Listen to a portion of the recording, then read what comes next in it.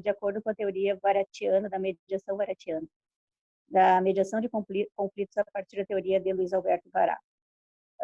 Como a Angelita falou, o Vará ele foi um homem assim que deixou um legado para o direito e para a ciência jurídica, para a literatura, para o ensino jurídico e também filosoficamente falando, porque ele tinha um perfil, eu não o conheci pessoalmente, a Angelita conheceu, não sei se tem alguém aqui na sala que o conheceu pessoalmente, mas o que eu posso falar é o que eu estou lendo atualmente, né, da doutrina dele, e com alguns relatos de outras pessoas que também já o conheceram pessoalmente e que acabam relatando como era a pessoa do Luiz Alberto Vará.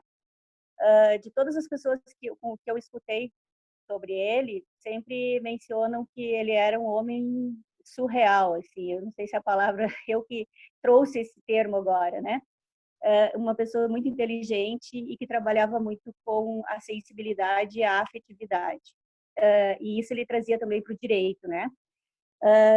Ele chegou no Brasil na década de 70, inclusive o Gabriel ali também, ele agora confirma, né, que tem uma cátedra Luiz Alberto Vará na UFSM. Ele também ele criou o curso de mestrado e doutorado em Direito da UFSC, porque depois ele fez concurso como professor lá da Universidade Federal de Santa Catarina, e ele se tornou professor efetivo de lá. E ele tinha umas ideias totalmente inovadoras, criativas, que deixavam a maioria das pessoas, de certa forma, surpresas, né? E muitas vezes até desacreditando do que ele pregava ou do que ele dizia. Começando pelo jeito de vestir dele, que com as pessoas com quem eu converso sempre diziam que ele tinha um jeito totalmente diferente, que e isso não era algo que não fosse proposital. Ele justamente fazia isso para chamar a atenção, mostrando que a carnavalização do direito, como ele dizia, porque o direito é muito formal e ele não pregava, ele queria ter um comportamento que ultrapassasse essa formalidade, buscando realmente o direito na vida das pessoas. E aí eu faço um comparativo, né? Quando ele fala em resolução dos conflitos pela mediação, a mediação é um ato de criatividade. E a partir da criatividade, da afetividade, do respeito, do diálogo, é que se pode construir decisões mais justas e efetivas e que, a partir disso, transformando a vida das pessoas para melhor, ou seja, que elas possam ter qualidade de vida. E que o juiz não consegue fazer esse trabalho enquanto juiz formal, como aquele tradicional que a gente conhece. Aquele juiz em que veste uma toga e que não sente o processo na hora de decidir, de forma em que se coloque, e nem tem muito, né, como às vezes se colocar dentro dessa formalidade que a gente herdou lá do direito romano, de se colocar no lugar das pessoas e necessariamente se ter uma decisão que comporte essa efetividade que se espera do Estado enquanto monopólio da jurisdição, né? Então, hoje, o Vará ele sempre disse, né, que cada vez mais é preciso pensar não só no direito como norma, ou seja, o direito não é só norma, o direito é a vida das pessoas. E isso não pode ficar centrado na pessoa do juiz, mais uma questão. E que as partes elas devem ter oportunidade de participar ativamente na solução do conflito. E aí ele traz a mediação como uma forma, né? A mediação, a principal função seria uma função social transformadora. Ela trabalha também com o lado humano, é um mudar, é um transformar totalmente diferente do que o direito impõe como norma. E ele também dizia que o direito não elimina o conflito, e não é só ele que diz isso, vários autores também falam isso, né? O direito ele não elimina o conflito. E aí, nós temos que o conflito, o Vará entendia, ou ele tinha uma percepção do conflito como algo construtivo, em que todos os participantes sentem que estão ganhando, e não existe aquilo que nós temos na justiça adversarial, que nós estamos diante de lados opostos, em que um ganha e outro perde, né? Também é outra característica. E ele faleceu em 2010, em dezembro de 2010, E aí ele deixou muitas saudades para muitos estudiosos na área do direito, muitos juristas, e ele deixou uma herança muito forte na questão da mediação, porque ele traz a sensibilidade, que é uma proposta filosófica dele, do afeto como uma presença constante nas relações, e que esse afeto ele possa permitir uma aceitação da alteridade a partir dos sentimentos, e que isso pode repercutir de maneira transformadora na vida das pessoas, e principalmente eu vejo, isso agora é eu que estou dizendo, no direito de família, que são relações continuadas. Então, no direito de família, sensibilidade, compaixão, alteridade, afinidades seletivas, diálogo. Então, e ele também dizia que o diálogo, por óbvio, né, ele só existe quando há diferenças, porque senão não tem necessidade de haver um diálogo, porque não é possível dialogar sem diferenças, né? Então, ele incentivava um processo de autogestão assistida dos conflitos. O que seria esse processo de autogestão assistida?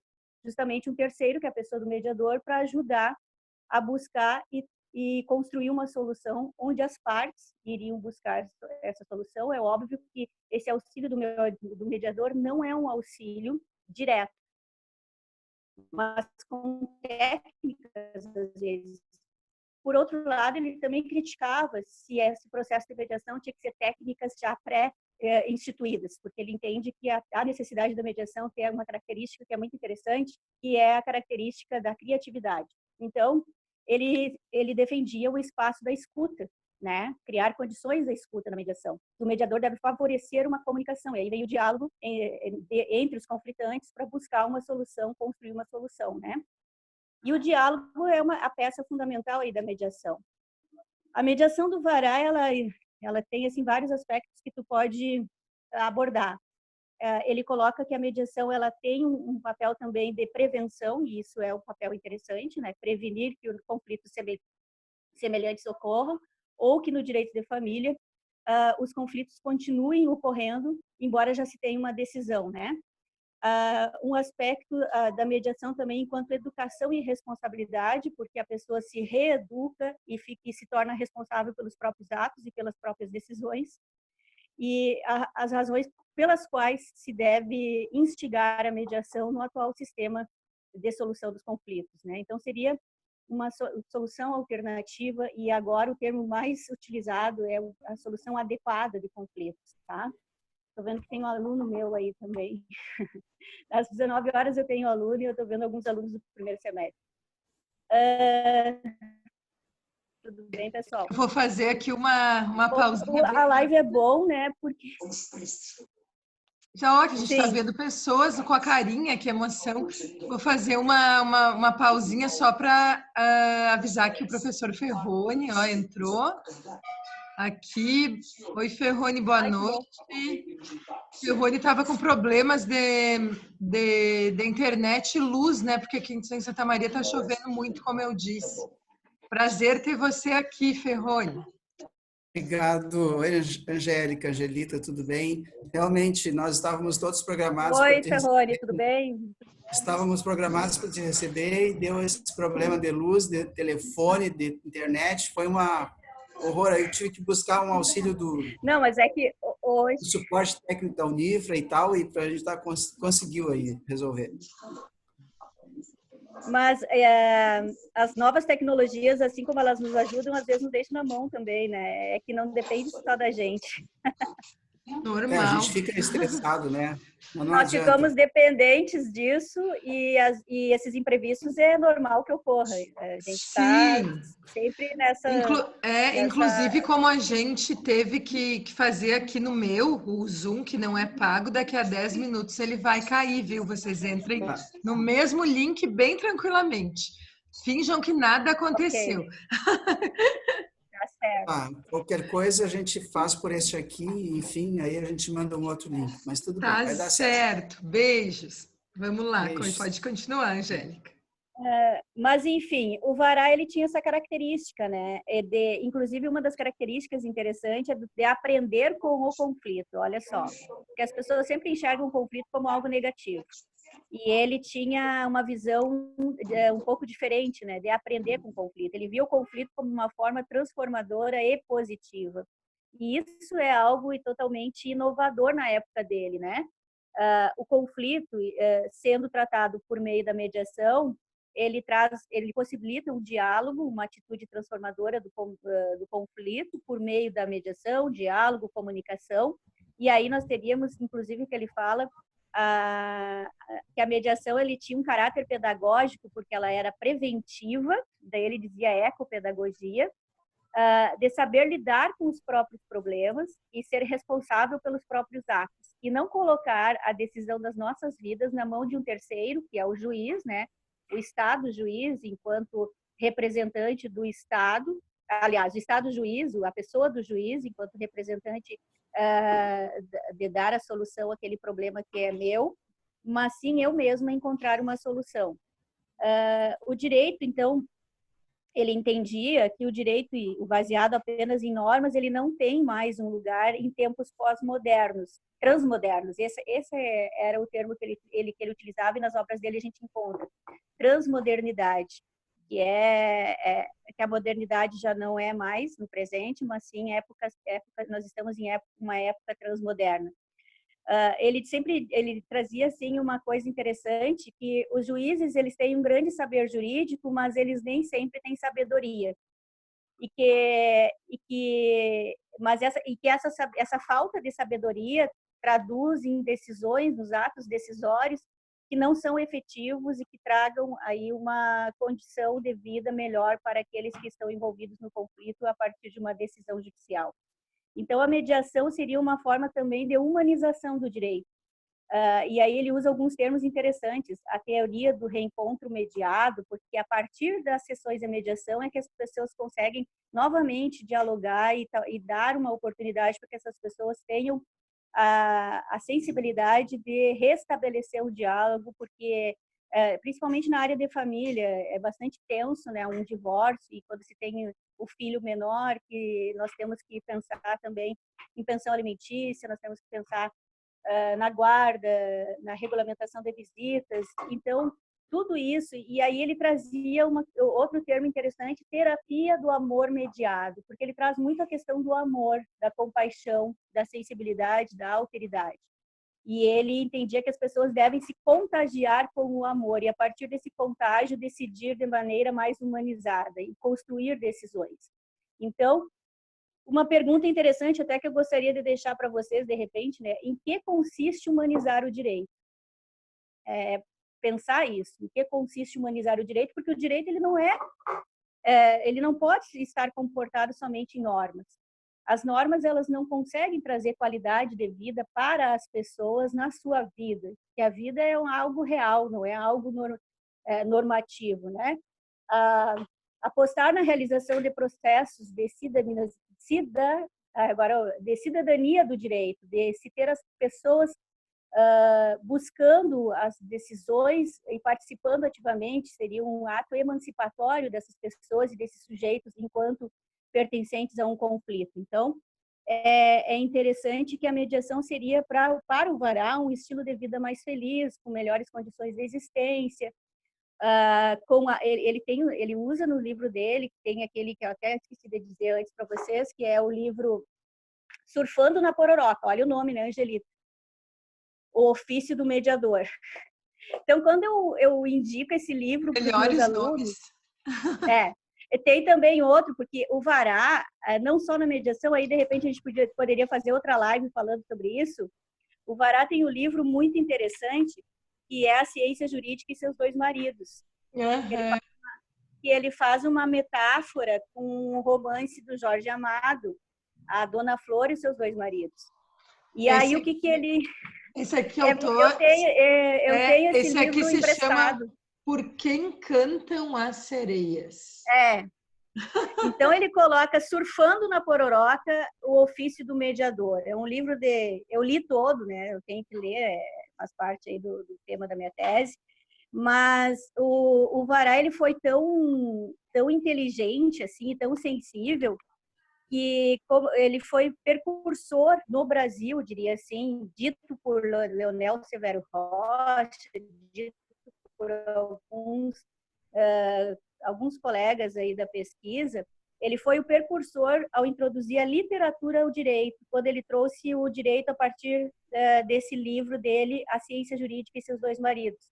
Quando ele comparava a Dona Flor, uma mulher ambivalente, com seus dois maridos, né? O Teodoro e o Vadinho, o Teodoro sendo a lei propriamente dita, que é aquela formalidade, aquela coisa certa, aquela coisa que todo mundo respeita, que a sociedade tradicional quer e deseja, e por outro, que seria, então, a dogmática jurídica, o Teodoro, e o Vadinho seria a criatividade, então seria a mediação. Então, olha só o que ele faz, né? A gente parece que viaja junto com essas coisas que ele colocava. Então, o Vadinho seria a mediação, porque o Vadinho seria o espaço da criatividade. Seria aquele que dá maior abertura para o desejo, por exemplo, aqui fazendo uma metáfora de solucionar o problema, o litígio, né? Fazendo um contraponto aí, o Teodoro, então, ele caracteriza a dogmática jurídica, que é aquela dogmática tradicional, aquela dogmática formal, enquanto que seria a obediência às regras, literalmente falando, e a Dona Flor, e o Vadinho seria o espaço da criatividade, o espaço de se colocar, de se ser feliz, digamos assim. E aí vocês viram que é interessante como ele coloca isso, né? Quando que um jurista vai fazer uma metáfora de Jorge Amado, trazendo aí essa comparação da lei formal, do dogmatismo jurídico enquanto Teodoro, e do espaço da criatividade, da sensibilidade e também da felicidade na pessoa do Vadinho, naquele romance do Jorge Amado. Então, são umas coisas assim que tu para pensar e que tu vê que ele foi muito além do que a gente se espera e que ele foi extremamente criativo e, além do mais, uma pessoa extremamente inteligente, né? Quando ele coloca tudo isso. Só que a leitura dele não é uma leitura que eu poderia dizer assim, ó, a leitura do Vará é uma leitura simples e que tu viaja de certa forma, né? Porque tu chega a ver assim várias coisas que tu reflete muito, né? Uma das questões que eu já coloquei aqui para vocês, em que consiste humanizar o direito, é um ponto interessante. E eu não sei, eu teria mais coisas para falar, mas como eu acho que a gente está com o tempo esgotado, não sei, Angelita, se tu quer passar a palavra para mais alguém. Estava sem som aqui, eu me esqueço de ligar. Eu vou... Agora já vai finalizar aqui em 1 minuto e 20, mas a gente volta para ficar até às 7 horas, se for possível para ti. Não sei se tu pode. Tu pode? Posso. Ai, que bom. Então, Não. até umas 7 e pouquinho, porque eu queria que tu fizesse, se fosse possível, fizesse uma fala rapidinha lá sobre a experiência de extensão com mediação, né? Eu acho que esses conceitos do Vará que tu falas aí, eles acabam sendo muito úteis nessa hora da extensão, principalmente dessa extensão, né, da prática jurídica. E eu estava vendo aqui nesse livro, bem antes de começar a live, até que eu lembrei que eu tinha esse livro do Vará. E o Vará, ele traz sempre em todas as suas obras um mesmo pensamento, é algo que ele insiste muito, que é a questão de que nós somos pinguins, né? Nós somos pinguinizados, nós somos, no direito, todos acabamos repetindo o que todo mundo fala. E aí tem uma frase aqui, ó, que ele fala dos intelectuais da modernidade, que cabe muito nesse momento de pandemia. Os intelectuais da modernidade que encantaram